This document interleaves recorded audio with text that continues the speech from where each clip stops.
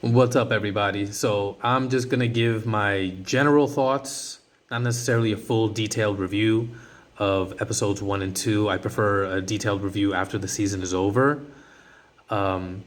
So far, though, it's like so far okay. As soon as I saw that Daredevil was coming back to Disney Plus, and a lot of the reporting about what they were planning on doing with it pre the writer's strike in Hollywood, I was not looking forward to it. I thought, if anything, maybe just leave it alone. The first three seasons on Netflix, those are just gold. They're like, I wouldn't say they're perfect, but they're just incredible. They were so much fun. They were gritty, violent, rough, and it really felt like what a Daredevil TV show should be like. I heard one reviewer talking about how they thought the Netflix version of the series felt like a David Fincher production, and I never really thought of it that way, but it definitely was. And to bring it back to the first two episodes of this new show, it's just like, oh, sure. That's the general feeling that I get. The fight scenes are great. They are very familiar and reminiscent of the Netflix series.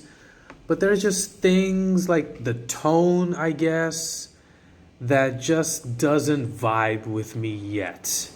There are certain, I'm not going to give any spoilers away, like I said, and there are certain things that happen, certain character events that I did not like. At the same time, I kind of appreciated and understood why it happened. I still do enjoy the presence of Wilson Fisk. I mean, Vincent D'Onofrio is just, the man's amazing. And as much as, believe it or not, I really did enjoy Michael Clark Duncan's interpretation of Kingpin in the 2000s Daredevil movie. But when I see Vincent D'Onofrio on the screen being Wilson Fisk with that rhythm, that voice, just that presence, it feels like Kingpin. It feels great. I kind of appreciated the storyline of, okay, now he is the mayor of New York City, and he ran on this platform of no more mass vigilantes.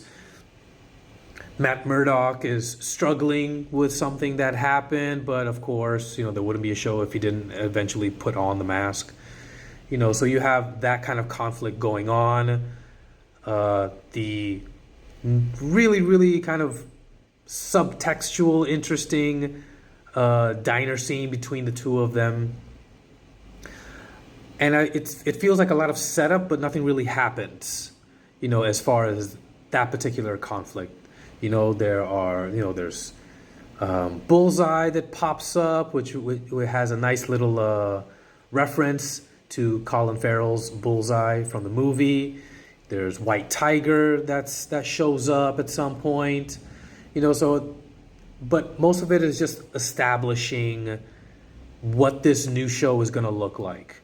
And so, yeah, the jury is still out for me, Yes, there are some things that I kind of enjoyed, some things that I really enjoyed, but for now, at least the issue that I have is it still pales in comparison to the Netflix series. And let's hope the rest of the season unfolds in a better way that draws me in the way it used to.